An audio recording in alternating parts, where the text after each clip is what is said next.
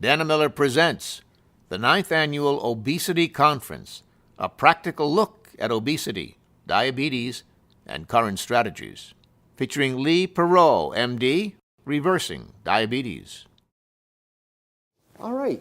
So I'm pleased to introduce Leigh Perreault. She's an associate clinical professor of medicine, endocrinology, and metabolism and diabetes at University of Colorado. She strives to transform our current clinical approach to diabetes prevention, which is just awesome. She graduated from the University of Southern California. We have USC all around us today, huh? Keck School of Medicine, and completed her residency in internal medicine and fellowship in endocrinology, metabolism, and diabetes at the University of Colorado, where she's remained on faculty for the last 16 years. Please welcome welcome Leigh Perreault.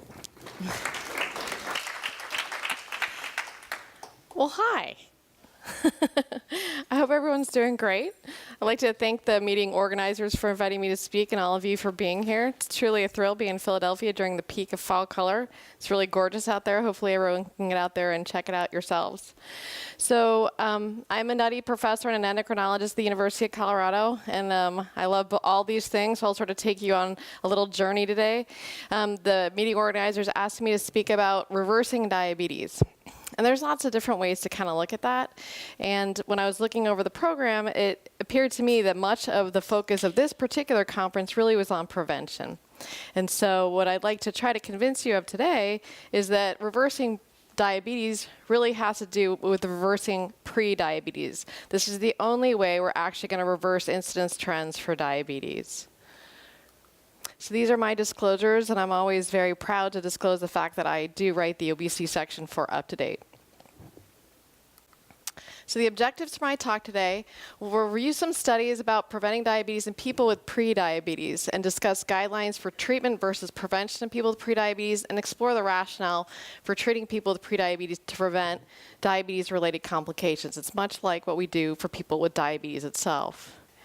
I don't think I have to stand here and tell everyone that diabetes is a huge problem, not only here, but globally. And some of the places that it's growing the fastest include places like China and India, the Gulf, where the rates of diabetes affect more than 20% of the population. It is fairly staggering. So according to the International Diabetes Federation, about 425 million people globally currently have diabetes, and this is projected to increase by 50% in the next 25 years. It is definitely not going anywhere. And I'd like to contend to you that the global epidemic of diabetes is being single-handedly fueled by the even greater epidemic of so-called pre-diabetes. And so according to the Center for Disease Control, about 84 million Americans, or 34%, a third of the US adult population, currently has prediabetes. It's amazing. It's so common. I'm sure many of you see these people. How many people see people with prediabetes? Right? They're on every street corner. When I first started doing my work and people with prediabetes, my colleagues asked me, well, where do you find them? I said, everywhere. I mean, on every street corner, everywhere you look, there they are. And if you take these data, which largely come from NHANES, and you combine them with data from the International Diabetes Federation, the global burden may be as high as 840 million people. It is very, very common. Historically, the definition of prediabetes has been made on a 75-gram 2-hour oral glucose tolerance test.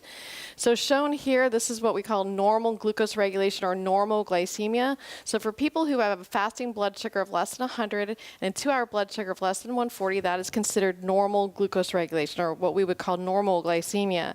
And then the types of prediabetes, there's basically 3 different kinds. People who have impaired fasting glucose, so this is an intermediate glucose between 100 and 125, but a normal 2-hour glucose. Conversely, people who have a normal fasting glucose, but a 2-hour glucose between 140 and 199, and people who have both impaired fasting and impaired 2-hour glucose. It used to be that we taught that the 2-hour defect always preceded the fasting defect, but we know that that's not true now.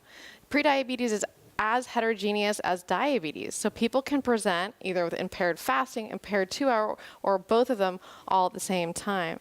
In 2010, the American Diabetes Association advocated the use of the A1C for the very first time for the diagnosis of diabetes and also for pre-diabetes, setting the threshold for the diagnosis of pre-diabetes between 5.7 and 6.4.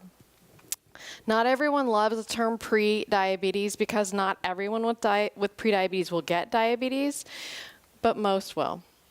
So this figure comes from a meta-analysis of 16 studies collectively including over 44,000 people asking the question, what is the risk of diabetes for someone that we see who has pre-diabetes defined by A1C? And you can see here, A1C on the y-axis, annual incidence rate of diabetes on the x-axis. These are mean data at 95% confidence intervals. And what this particular paper showed that the risk of diabetes for somebody with an A1C between 5.7 and 6 was about 25% over 5 years. And for those people who have an A1C between 6 and 6.4, the 5-year risk is about 50%. And this is where I begin my conversation with my patients. I say, hey, did you know your A1C is 6.2? That means you have something we call pre-diabetes. Your risk of getting diabetes in the next 5 years is 50%. Now I've got that patient's attention. In fact, the lifetime risk of getting diabetes for people with prediabetes is about 70%. So I tell those folks, it is time right now to do something. And at least in my hands, I have found that these are the most motivated people because they do not yet have something that is considered a disease. And so they will definitely do something to make sure they don't go on to getting diabetes. In fact, the risk of people with prediabetes getting diabetes is so high that every single global trial that has ever been conducted for diabetes prevention has enrolled people with prediabetes. And so probably the most intuitive way to prevent diabetes is to use the very same glucose-lowering medications that we use for treating diabetes itself. And indeed, this has been done. Using metformin, in 2 different places, the US and in India, using acarbose in 2 different studies, niteglionide, the only drug showing an increase in risk for diabetes over the intervention period, insulin glargine, a combination of low-dose metformin with low-dose rosiglitazone, and then full-dose troglitazone, rosiglitazone, and pioglitazone, you can see showing very robust reductions in the onset of diabetes during these intervention periods. But using glucose-lowering medication isn't the only way to lower glucose in people with prediabetes. This can also be achieved by using weight loss medications.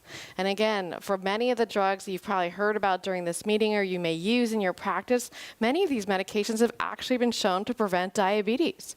And this is great news for your patients because if this is where the conversation goes with you, you can tell them, hey, your A1C is 6.2. Did you know that you have prediabetes? Your risk of getting diabetes in the next 5 years is 50%. We can do this, we can turn this bus around a number of different ways. And if you all are going for weight loss, this is a good news for patients that you can tell them you can prevent the onset of diabetes using orlistat, lorcaserin, the combination of topiramate and phentermine together, or with liraglutide. But probably everybody's favorite way to prevent diabetes is the good old-fashioned way, using lifestyle modification for the purpose of weight loss. And again, it's been done in many, many places, including China, Sweden, Finland, India, Japan, and the US. Again, in every situation, including India, where people didn't even really lose weight. The previous speaker talked about the benefits of exercise even if people don't lose weight, and that's exactly what was seen in India. Nevertheless, the largest trial to be conducted to date for the purpose of diabetes prevention was the U.S. Diabetes Prevention Program. In the DPP, we randomized 3,234 people to either receive placebo, matched to metformin 850 milligrams twice daily, or a lifestyle modification program aimed at a 7% body weight reduction through a hypocaloric diet and 150 minutes of moderate activity a week. This study is where the 150 minutes per week number comes from. It is everywhere now. You know, it has been adopted by the WHO and so many, many guidelines, but if you're wondering where did that number even came from, it actually came from the DPP.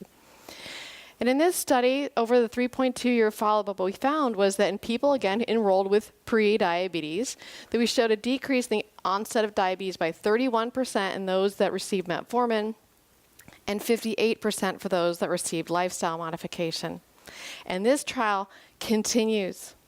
We continue to follow these people, and I find it to be absolutely inspiring to see their sweet little faces come to our center. They've been with us now for almost 20 years. and we've had an 85% retention. The things that we continue to learn from the study have been tremendous.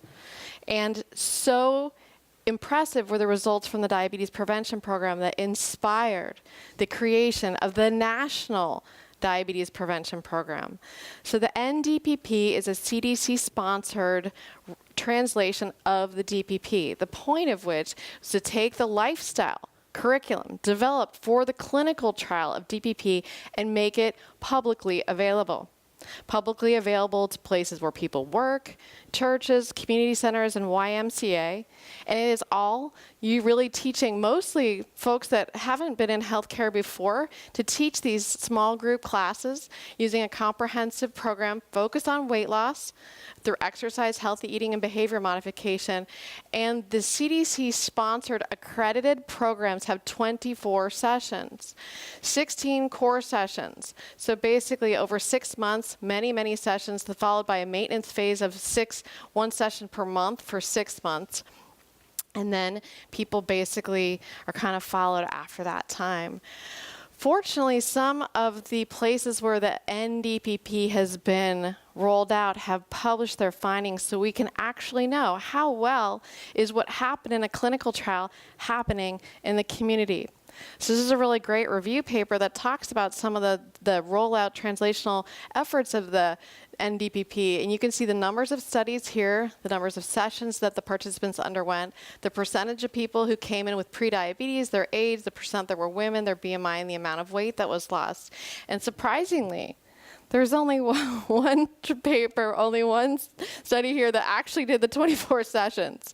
And they had 100% of folks came in with prediabetes, age 45, pretty typical, all of whom were women who were considered obese, and they had a 5% weight loss over their study. As you can see, there's been a modification of the program in many cases using either 16, 12, or fewer than 12 sessions, with as few as 0 people coming in with prediabetes.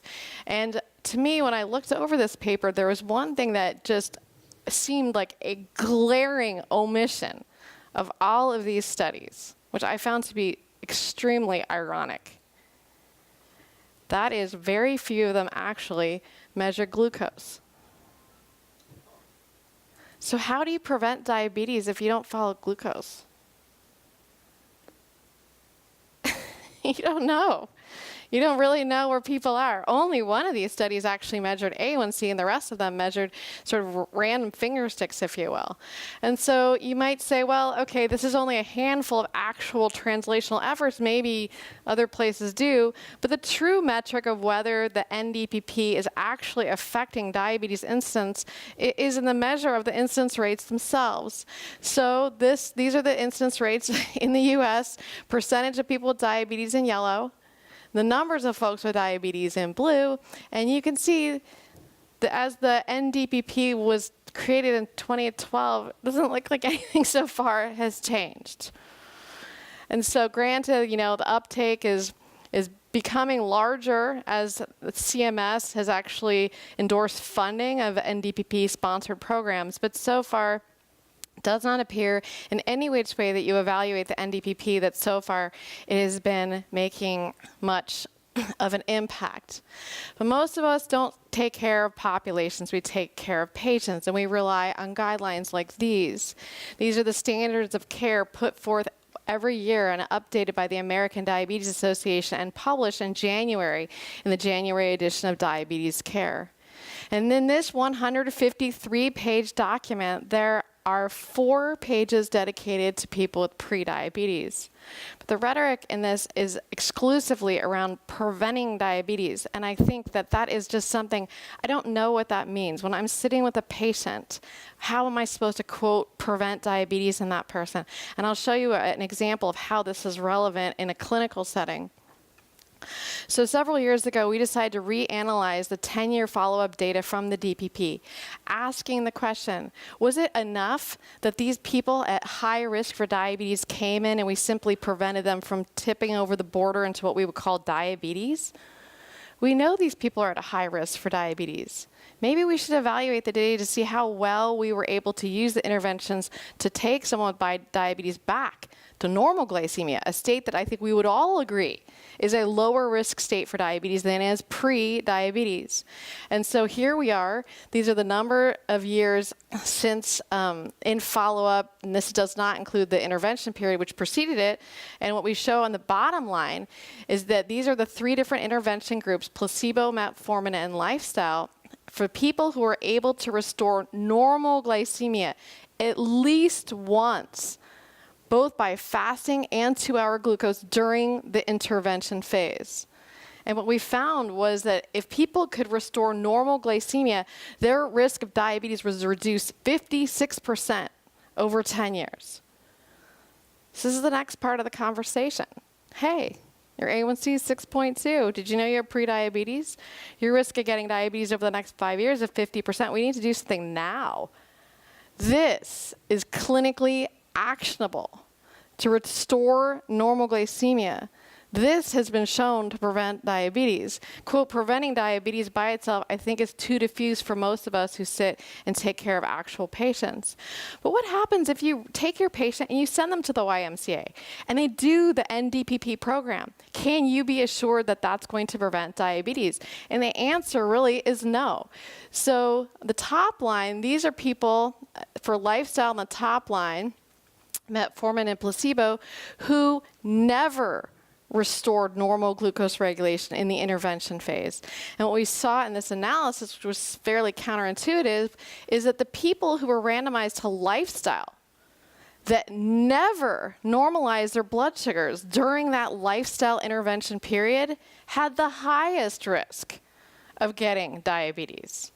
So why? These people are telling you, either for genetic reasons, environmental reasons, non-compliance, or whatever else, that this is not working. So if you are not following glucose, you do not know if that NDP program or anything else you tell that patient to do is actually working. This has to be something we all do in a clinical situation. Otherwise, we simply won't know.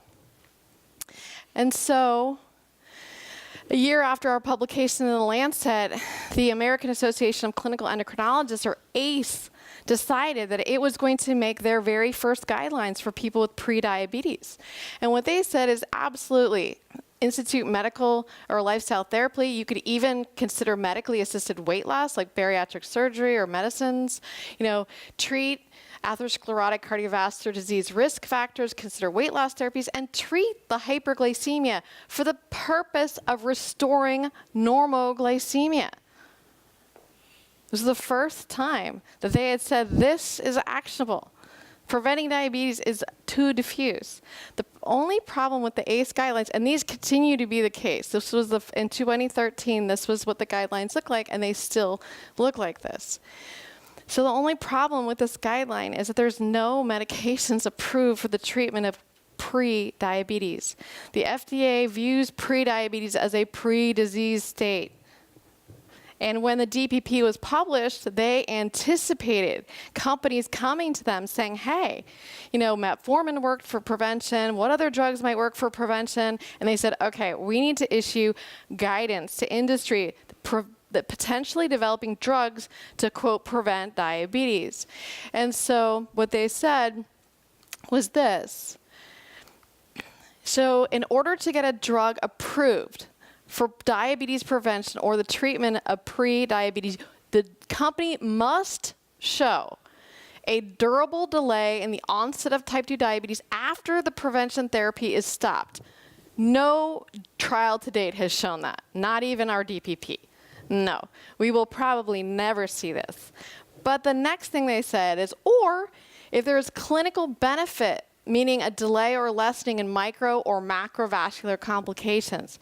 And it is here that I think we may actually get some traction to move this all forward. So this was a cross-sectional analysis taken from the DPP, looking at the presence of retinopathy. Now, first, you can look at the folks that developed diabetes over the first few months of the DPP, and then you can look at the folks that had persistent pre-diabetes, and believe it or not, for any retinopathy, there was no statistical difference. Almost 10% of our population with pre-diabetes had retinopathy. It was not different than the people who had newly diagnosed diabetes. And probably even more recently was a paper that was published in The Lancet at different cross-sectional data from NHANES looking at the presence of nephropathy as defined as a GFR of less than 60, either from 1988 to 1994, 99 to 2004, 2005 to 2010, and then 2011 to 2014. And if you look at the numbers of people with nephropathy who have diabetes at all these time points, the prevalence is actually rising. Much of this has to do with a decrease in death. We are all doing a better job at taking care of our folks that have diabetes, keeping them alive. So the complications, the prevalence of complications is really going up for everything. But if then you overlay this with the prevalence of people who have nephropathy with prediabetes, it is surprisingly not that different. It is somewhat shocking, I think. The other thing is we have data not only that people with prediabetes can experience complications of diabetes, but also that treating them can prevent complications. So again, here's the U.S. Diabetes Prevention Program. People lost in the lifestyle group about 6 kilos. This is the decrease in diabetes in the light blue on metformin, 31% over the intervention period, 58% in the lifestyle over the intervention period. And as we continue to follow people at 10 years and 15 years, we see a durable decrease in the onset of diabetes, and now, for the first time, 15 years post-randomization, 21% less composite microvascular disease in the women that had been randomized to the lifestyle arm. Evidence that what we do matters. But I think and as we move forward in the DPP, here's people with diabetes, a 28% reduction in the composite microvascular outcome for people who had prediabetes. And I'm currently trying to get the paper out the door, it's internally right now, for the decrease in microvascular complications for people with prediabetes that had been able to restore normal glycemia. And I can tell you, the results are compelling. We can prevent complications in people with prediabetes the exact same way we do for people with diabetes. It's the same story. And we're not the only ones that are looking at this. So this is now showing, again, a composite microvascular endpoint, meaning the presence of nephropathy, retinopathy, and or neuropathy all together in the Swedish obesity study. Many of you are probably familiar with this, the study of bariatric surgery. What they show here is the control group in blue and the people who came into the study with prediabetes in red here. And 19 years after the surgery, what they found is that the people with prediabetes had an 82% reduction in microvascular disease. This decrease was larger than the people who came in with normal glycemia or with diabetes. This is huge. And also, there are studies around the world, including China, a study that had a very meager weight loss during the intervention phase of the Ching diabetes prevention study, but a robust reduction in diabetes, showing 20 years after randomization that the folks that came in, again, with this tiny little weight loss, but maybe things like exercise and healthy eating still had lower retinopathy, 47% less retinopathy. But I think what most people really focus on is cardiovascular outcomes. That's what we hear so much about. In many places that I roam around and chat with people about, people almost have forgotten about microvascular disease. Everyone wants to know about cardiovascular disease. So again, same study, NHANES data, these 4 different cross-sectional time points for people with diabetes in blue versus prediabetes in red, looking now at the prevalence of MI in people with diabetes, prevalence of MI in people with prediabetes, prevalence of stroke in people with diabetes, prevalence of stroke in people with prediabetes. That means there are as many people with prediabetes rolling into the cath lab as there are people with diabetes. If you are a cardiologist, you've got a half and half. It is truly remarkable. And again, there are also data not only showing an increase in macrovascular disease in folks with prediabetes, but data to support the notion that treating them prevents it. So these data was a post hoc analysis taken from the study that looked at the ability for placebo versus acarbose to delay the onset of diabetes in people with prediabetes. And what they found in this post hoc analysis was they showed a 49% reduction in the probability of any cardiovascular event. People were stunned. Nobody expected this, including the investigators. And so I'll show you in a moment, this study was largely repeated, but there are also other data looking at pioglitazone, 30 milligrams a day compared to placebo in a large group of people who had been within 6 months of a TIA or a stroke, who were stratified by HOMA insulin resistance, again randomized to pioglitazone over placebo and followed for nearly 5 years. And again, when you look at the demographics of this population, the mean A1C was 5.8, showing that pioglitazone reduces new stroke or MI in people who recently had a TIA or stroke who have prediabetes. And as we move forward in the DPP, I mentioned we're continuing to follow these people. Not only did we see this decrease in microvascular disease in women who had been in the lifestyle group, but also a reduction in the burden of coronary artery calcium in men who had received metformin. So some evidence that it works in subgroups. And really, probably the most compelling data for the reduction in macrovascular disease when treating people with prediabetes, again, comes from China. They've been following people the longest. So now, 23 years after randomization, showing an enduring risk on diabetes prevention and a reduction in cardiovascular death. And when you look at all of the various endpoints that this study measured, now again looking at the control group versus the intervention group, they're showing a durable decrease in all-cause mortality by 29%, a decrease in cardiovascular death by 41%, and still 23 years after the intervention started, still a 45% reduction in the onset of diabetes. What we do now for people with prediabetes absolutely matters. It matters for all the things that can affect their quality or quantity of life. It is absolutely staggering and so compelling have these early and provocative data that it has inspired the registration of over 1,700 global trials to look at intervening in people with prediabetes for the purpose of reducing macrovascular disease. 237 of these trials are currently ongoing all over the world.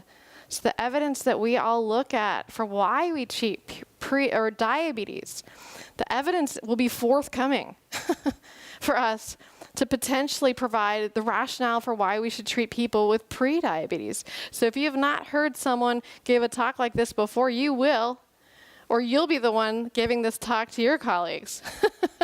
So I can't wait to hear that. It'll be awesome.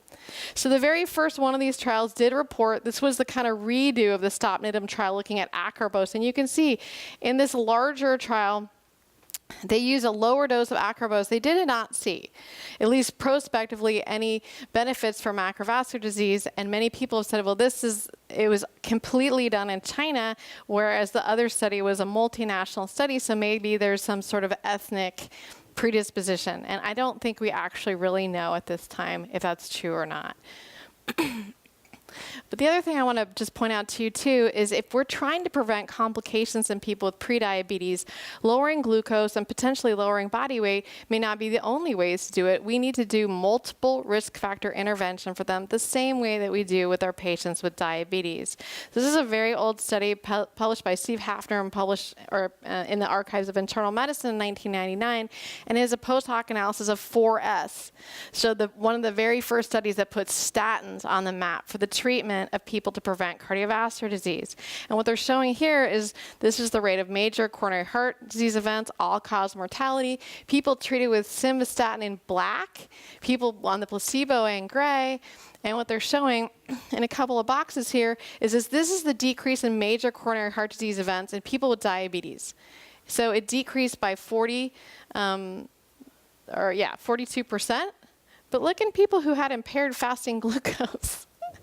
It's almost identical, the effect size. You compare these two numbers, basically you get a 40% reduction in either group. Really almost exactly the same. If you move over to the right-hand side, now this is looking at all-cause mortality for folks with diabetes, again, treated with simvastatin or not.